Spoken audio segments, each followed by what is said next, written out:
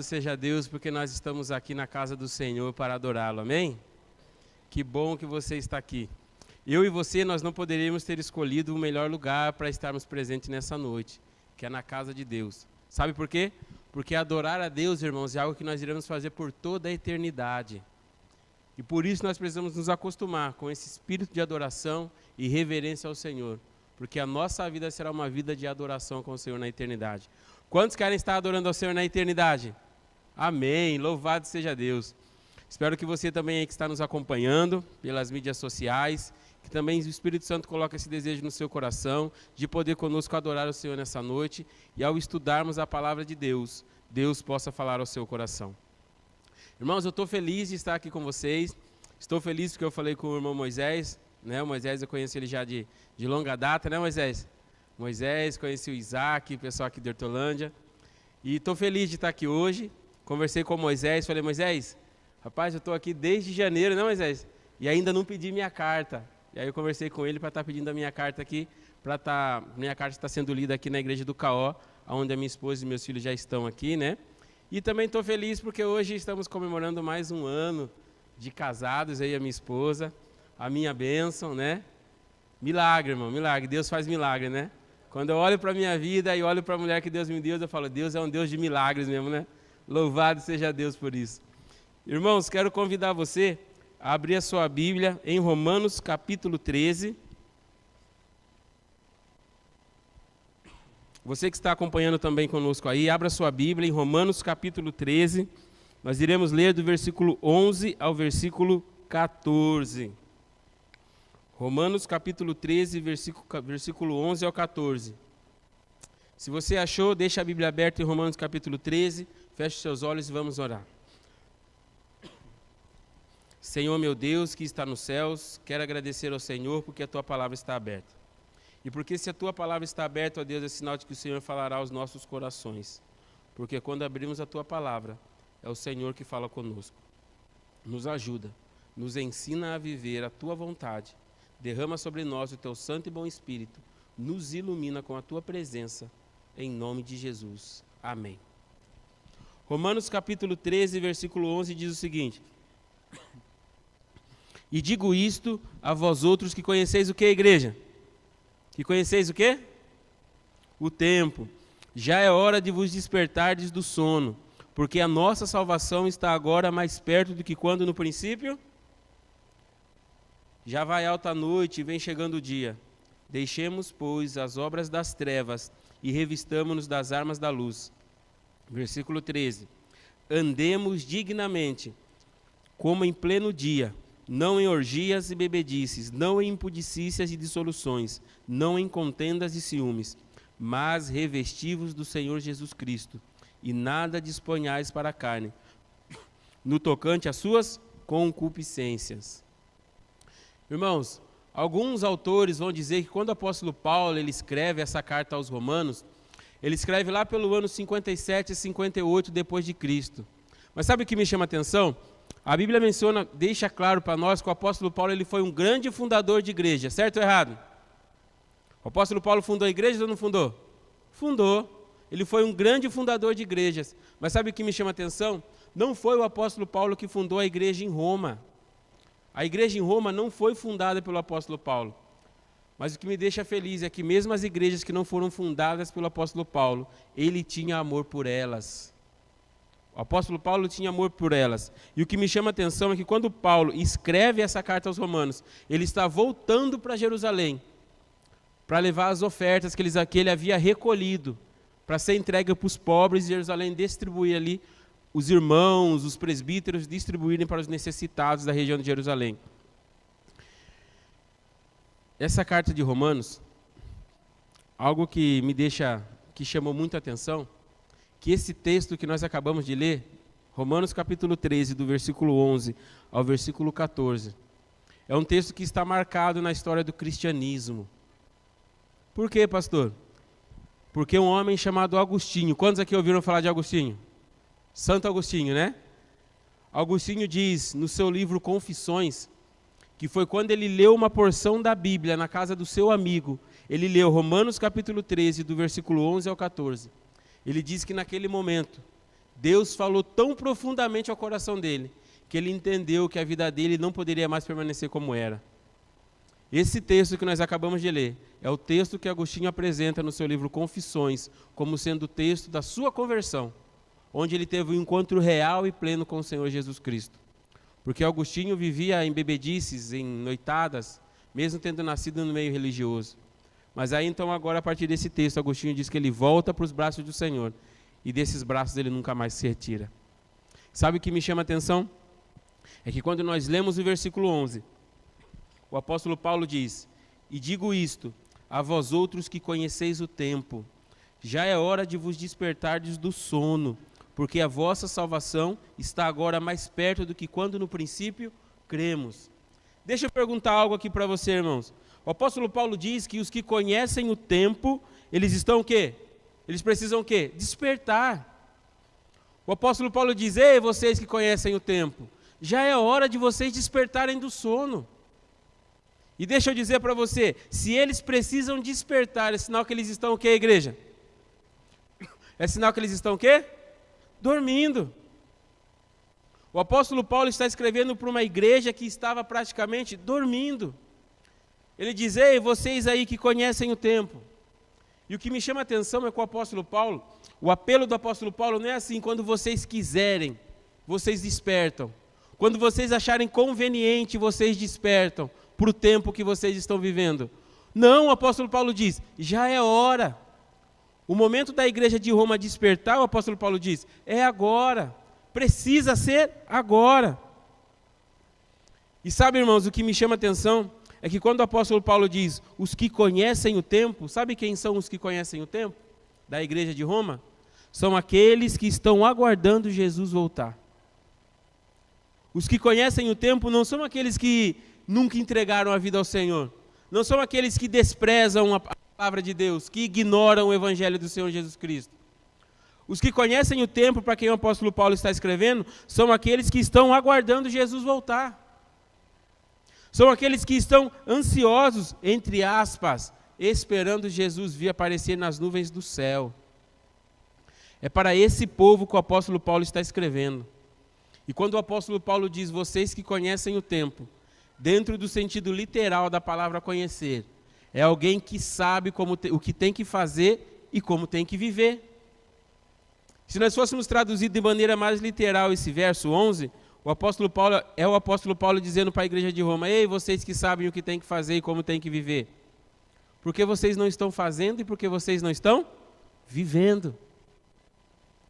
Eles sabiam a maneira que eles tinham que viver, eles sabiam a maneira o que eles tinham que fazer, mas eles não estavam vivendo e eles não estavam fazendo. Isso eu quero trazer para mim e para você nessa noite. O que Deus tem pedido para você fazer e você não tem feito? Qual é a maneira que Deus tem pedido para você viver e você infelizmente não tem vivido? Você já se perguntou para Deus qual é o propósito de Deus para a sua vida? O porquê Deus levantou você nos últimos dias da história desse mundo? Porque deixa eu perguntar para você, fazer uma reflexão aqui com você rápido. Diga para mim, quem seria mais importante para viver no tempo do fim, você ou Daniel? Quem seria mais fiel, você ou Daniel? Quem, igreja? Daniel. Quem pregaria a mensagem com mais fervor e agarraria essa mensagem com mais entusiasmo, você ou Noé? Noé. Mas você já se perguntou por que Deus disse para Daniel: Daniel, sela o livro porque você não vai viver o tempo do fim. É para outras pessoas que irão viver o tempo do fim, Daniel. E às vezes eu fico imaginando Daniel talvez dizendo para Deus assim: Deus, mas eu quero viver, o Senhor abriu para mim e falou tudo o que vai acontecer. E Deus diz: Daniel, você vai morrer. O tempo do fim não é reservado para você. O tempo do fim, Daniel, é reservado para Maria, para o João, para o Moisés, para a Franciele, para o Everton, para o Isaac. O tempo do fim é eles que irão viver, Daniel. São essas pessoas que eu vou levantar para o tempo do fim, Daniel.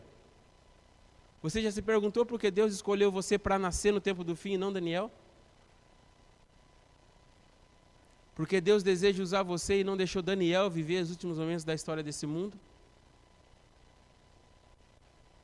Sabe, irmãos, o que me chama a atenção é que quando o apóstolo Paulo diz isso, ele diz para uma igreja que sabe o que tem que fazer e sabe como tem que viver.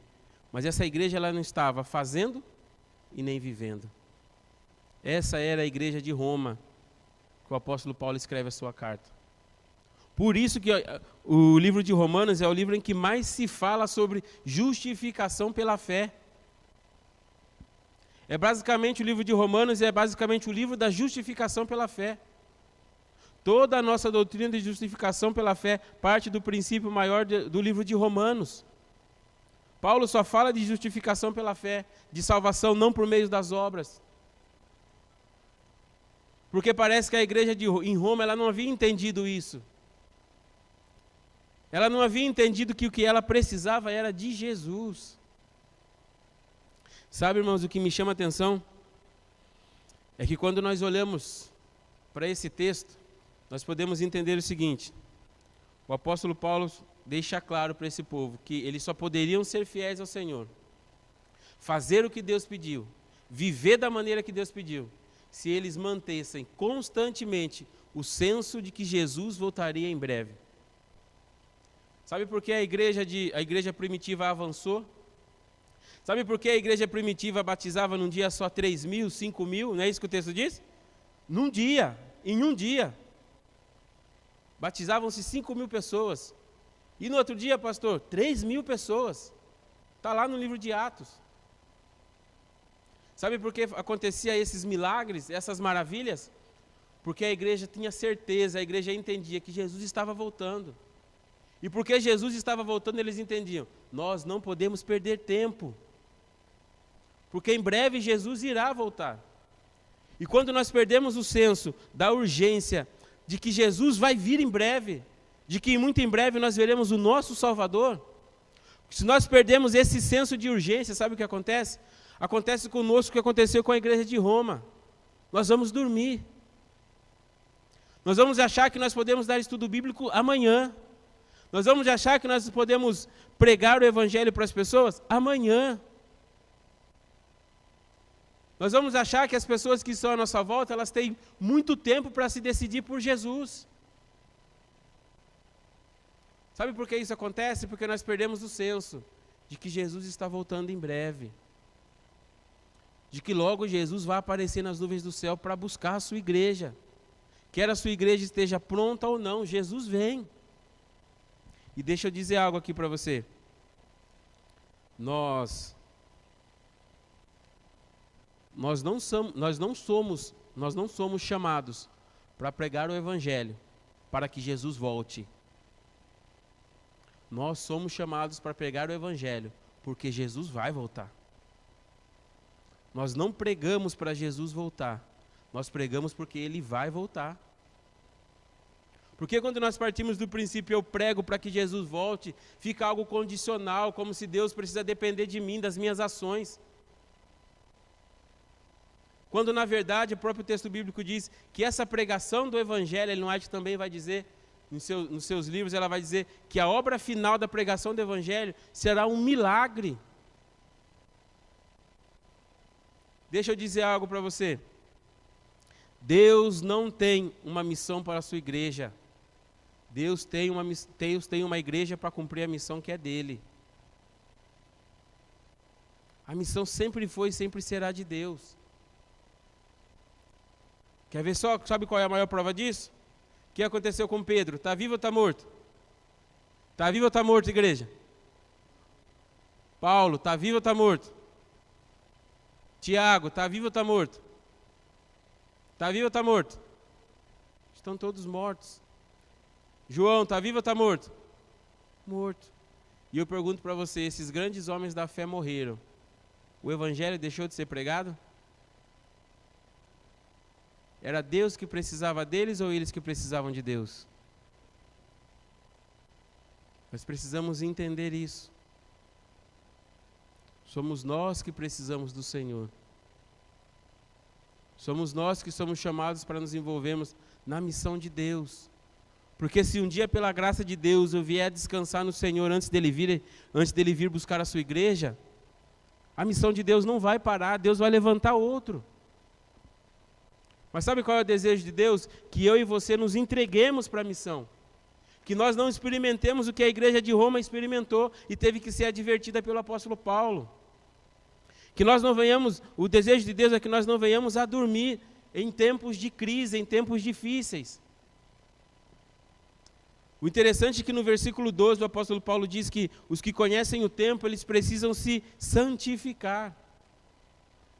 Sabe por que eles precisam se santificar? Olha o que diz lá, versículo 12. Vai alta a noite e vem chegando o dia. Deixemos, pois, as obras das trevas e revistamo-nos das armas da luz. Sabe o que é isso? O apóstolo Paulo está chamando a igreja de Roma para se santificar. Para ela entender que ela foi separada para um propósito específico. E como a igreja de Roma demonstraria que ela estava se santificando? Através das suas obras. As minhas obras revelam se eu estou sendo santificado por Deus ou não. As minhas obras não me salvam, mas elas revelam se eu estou sendo santificado por Deus ou não. Porque quando o apóstolo Paulo escreve para a igreja de Roma, é como se ele estivesse dizendo, vocês não devem mais andar praticando as obras das trevas que vocês praticavam. Agora os seus frutos são frutos de justiça. Agora os seus frutos são frutos de amor, paciência, paz, longanimidade, bondade, domínio próprio, mansidão. Esses são os frutos de uma igreja santificada pelo Senhor. E que está se preparando para ver Jesus voltar. Esses são os frutos. Sabe por que o apóstolo Paulo escreve isso?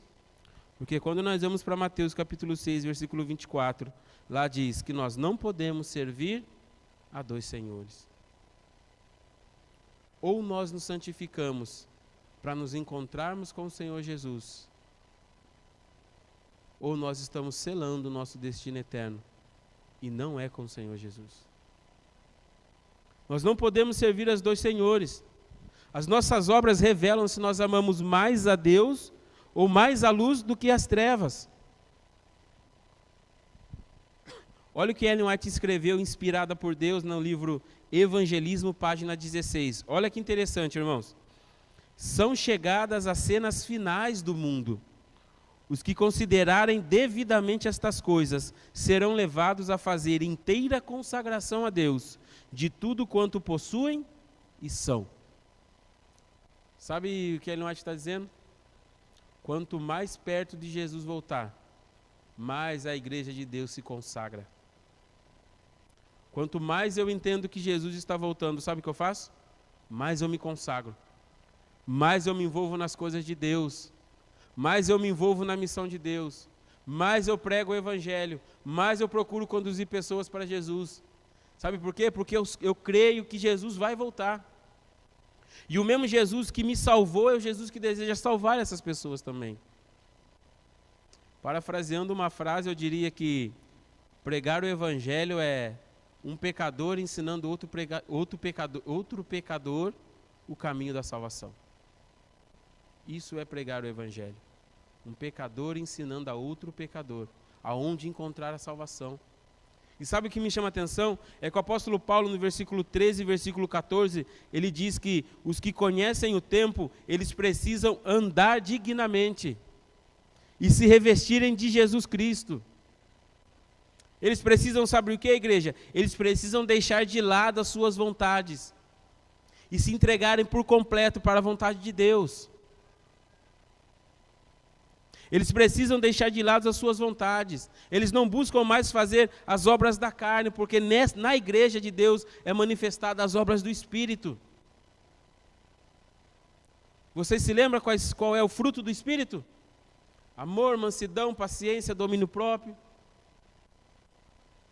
A igreja de Deus que está aguardando Jesus voltar é uma igreja que ama, e porque ela ama, sabe o que ela faz? Ela prega. E porque ela ama, ela anuncia o evangelho. Porque ela ama, ela demonstra esse amor pelas pessoas. Porque ela ama, ela se envolve na causa de Deus.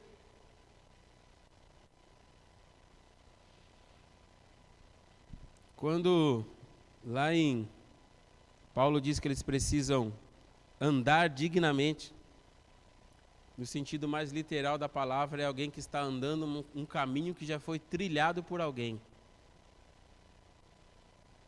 Andar dignamente dentro do contexto aqui que o apóstolo Paulo diz, é alguém que está andando o caminho que já foi trilhado por alguém. Ou seja, sabe como Deus estava chamando a igreja de Roma para viver?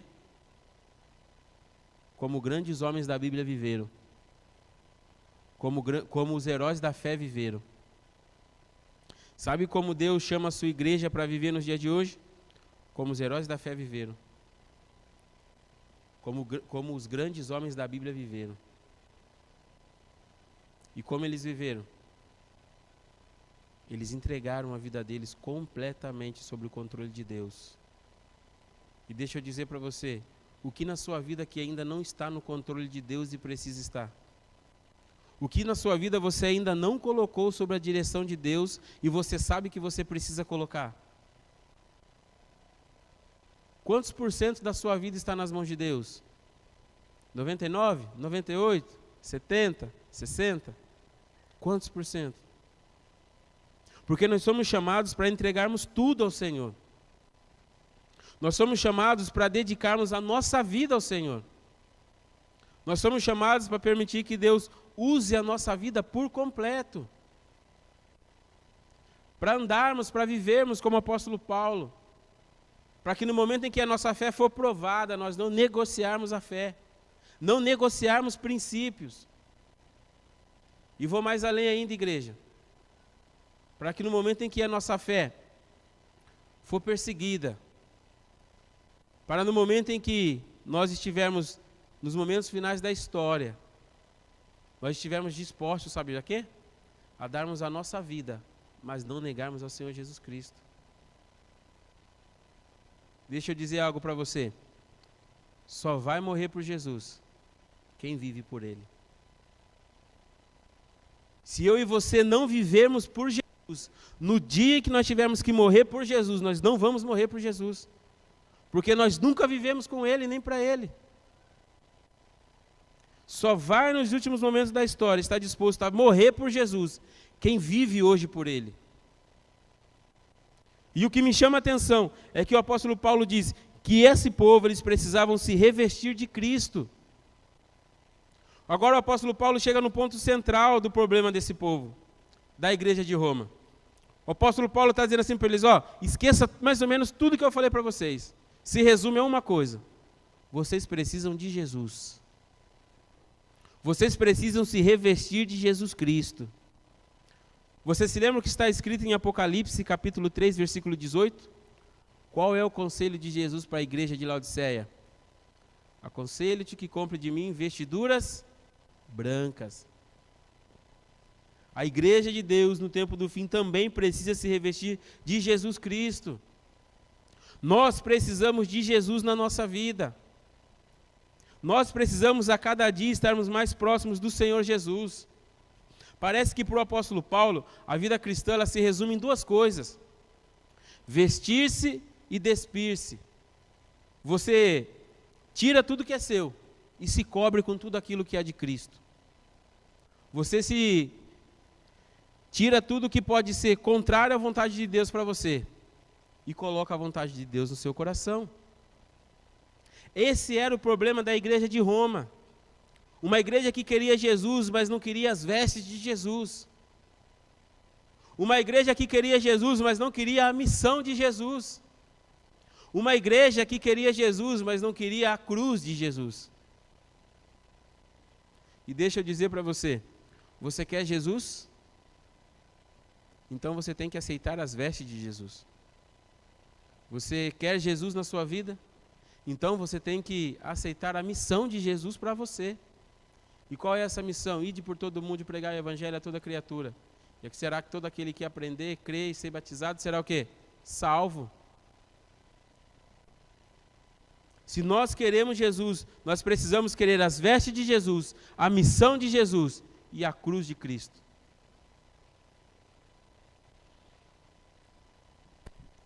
No livro Igreja Remanescente, página 13, inspirada por Deus, Ellen White escreveu o seguinte: na época atual, a igreja precisa vestir suas belas vestes. Sabe que belas vestes é essa? Ela diz: Cristo, justiça nossa. Deixa eu dizer para você, a igreja de Deus, ela não precisa tanto de treinamento quanto de Jesus Cristo. A igreja de Deus, ela não precisa tanto de palestras quanto de Jesus Cristo. Treinamentos são importantes? São. Palestras são importantes? São. Mas mais importante do que tudo isso, é uma igreja que tem Jesus Cristo. Sabe como essa igreja vive? Vive a missão. É uma igreja que ama a missão. É uma igreja que se envolve na missão. É uma igreja que prega o evangelho em tempo e fora de tempo. E sabe o que me chama a atenção, irmãos? E quando o apóstolo Paulo escreve isso, é como se o apóstolo Paulo estivesse dizendo para nós que nós precisamos despertar para o tempo que nós estamos vivendo. Todo o cenário está sendo feito. Todo o cenário para o último momento do grande conflito está sendo realizado. É só você olhar para as profecias e para os acontecimentos do mundo. Você vai entender que os cenários para a batalha final do Armagedon está acontecendo. E por isso nós precisamos também despertar para o tempo que nós estamos vivendo. Não dá para nós olharmos para a situação do mundo que nós estamos vivendo hoje e acharmos que está tudo bem, que é algo rotineiro, que é algo que vai continuar acontecendo. Não. Tudo isso indica que o nosso Senhor Jesus Cristo está voltando. Amém, igreja? E louvado seja Deus por tudo que está acontecendo. Porque eu não sei você, mas eu não vejo a hora de ver Jesus Cristo. Eu não vejo a hora de poder ver e abraçar o meu Salvador. Eu não vejo a hora, irmãos. E o interessante é que quando nós olhamos para isso, nós podemos dizer o seguinte, que chegou o tempo de nos consagrarmos ao Senhor. Chegou o tempo de nos envolvermos na causa do Senhor. Chegou o tempo de nós abraçarmos a missão do Senhor. A hora é agora, o momento é esse. Talvez nós não tenhamos outro momento para pregar o Evangelho. Porque é quando eu vou levando outras pessoas para Jesus, é que eu vou cada vez mais me aproximando dele. E sabe o que me chama a atenção? Num texto que a Ellen White diz, no Caminho a Cristo, página 89, ela diz: quanto mais nossos pensamentos se demorarem em Cristo, tanto mais falaremos dele aos outros e o representaremos perante o mundo. Sabe o que a Ellen White está dizendo? Quanto mais próximo de Jesus você estiver, mais você vai pregar. E deixa eu dizer para você, de acordo com esse texto, se eu pregar pouco, é porque eu estou pouco tempo com Jesus. Se eu anuncio pouco o Evangelho, é porque eu estou pouco tempo com Jesus. Se eu me envolvo pouco na missão de Deus, é porque eu estou pouco tempo com Jesus. Porque ela diz que quanto mais os meus pensamentos se demorarem em Cristo, mais próximo eu estiver de Jesus, mais eu vou falar dele. Mais eu vou anunciar as suas obras. Mais eu vou pregar o seu Evangelho. Sabe por quê, irmãos? Porque a Bíblia deixa claro, e o Espírito de Profecia também, que vai chegar um tempo que não vai haver mais tempo. Jesus levanta a sua igreja para pregar hoje. Jesus deseja que a sua igreja se envolva na missão hoje. Mas deixa eu dizer para você, os discípulos, eles pregavam o Evangelho com ousadia e pelo poder do Espírito Santo. Sabe às vezes o que falta para nós? Ousadia e o poder do Espírito Santo. Sabe o que me chama a atenção? Ao mesmo tempo me entristece, é que no livro Reavivamento Verdadeiro, Ellen White, inspirada por Deus, ela diz assim, ó: se você tem o sonho e o desejo de ver toda a igreja reavivada, sabe o que ela diz? Tal obra nunca vai acontecer. Sabe por quê? Porque a chuva serôdia será derramada somente sobre aqueles que buscam a chuva serôdia. Não vai ser toda a igreja que vai ser reavivada. Deus quer fazer um reavivamento individual em cada pessoa. Mas para viver a vontade de Deus, para viver os planos de Deus, precisa ser como os discípulos, precisa ser como os grandes heróis da fé que a Bíblia menciona. Precisa ter coragem, irmão. Precisa ter ousadia. Mas sabe o que me chama a atenção? É que em todos os momentos da história desse mundo, Deus sempre levantou pessoas corajosas para pregar o Evangelho, para anunciar a sua volta. Deus sempre levantou e vai continuar levantando pessoas corajosas. E deixa eu dizer para você, você é essa pessoa corajosa que Deus levantou no tempo do fim? Você é, irmão? Você é, irmã? Esse homem, essa mulher corajosa que Deus levantou no tempo do fim, para abraçar a missão da igreja, para abraçar a missão de Deus e para pregar o Evangelho em tempo e fora de tempo. O dia está próximo. Em breve Jesus vai voltar. Eu gostaria de finalizar, antes de orar, eu gostaria de perguntar: onde estão os homens e mulheres corajosos dessa igreja, que Deus pode contar com eles no tempo do fim? Vou perguntar mais uma vez, irmãos. Onde estão os homens e mulheres corajosos dessa igreja, que Deus pode contar com eles no tempo do fim? Louvado seja Deus pela sua vida. Deixa eu dizer algo para você antes de orar. Deus vai usar você poderosamente. Deus vai colocar você em situações para você testemunhar dele, para você falar sobre ele e para você se aproximar dele. Porque nessa noite você disse que você é o homem e a mulher corajosa que Deus pode contar no tempo do fim. Então Deus vai usar você. Só confia no Senhor. Se entrega a Ele. E muito em breve todos nós estaremos para sempre com o nosso Senhor. Feche os seus olhos, vamos orar. Senhor Deus que está nos céus, queremos te agradecer, porque ao longo de toda a história humana, o Senhor sempre levantou pessoas corajosas para pregarem e anunciarem a tua palavra. O Senhor levantou Noé, levantou Abraão, levantou Moisés, levantou Daniel, levantou os apóstolos, levantou homens de fé como Martinho Lutero, John Wick, John Hus. E hoje o Senhor nos levanta, nos chama para sermos homens e mulheres corajosas, para serem usados e ousados no poder do Espírito Santo. Usa a nossa vida, que nós possamos ser uma luz aonde nós estamos. E Senhor, traga, Senhor, pessoas ao nosso encontro. Que as pessoas que estão com sede da Tua palavra, traga elas ao nosso encontro. E aquelas que o Senhor deseja que nós vamos ao encontro delas, nos leva ao encontro delas, porque o Senhor as conhece. Derrama o Teu Santo Espírito sobre nós. Fortalece a Tua igreja. E louvado seja o Teu nome, porque muito em breve veremos o nosso Salvador. Nós nos entregamos em Tuas mãos. E nós o fazemos em nome de Jesus. Amém. Amém. Deus nos abençoe, meus irmãos. Uma ótima noite, um ótimo restante de semana. Que Deus nos abençoe.